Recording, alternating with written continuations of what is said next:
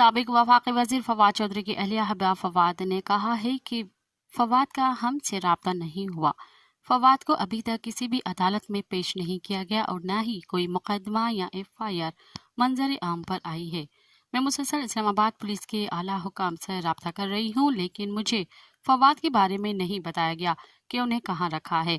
انہوں نے کہا کہ فواد کی اچانک گرفتاری کے بعد میں اور میری بیٹیاں شدید دکھ سے گزر رہی ہیں، لیکن فردوس عاشق جیسے لوگ اس صورتحال کو سمجھنے کا دماغ نہیں رکھتے، کیونکہ وہ فیملی کے الف بے سے لا علم ہے. جہانگیر ترین سے گزارش ہے کہ فردوس عاشق کو لگام دیں اور پارٹی کی بقا کے لیے دور ہی رکھیں تو بہتر ہے.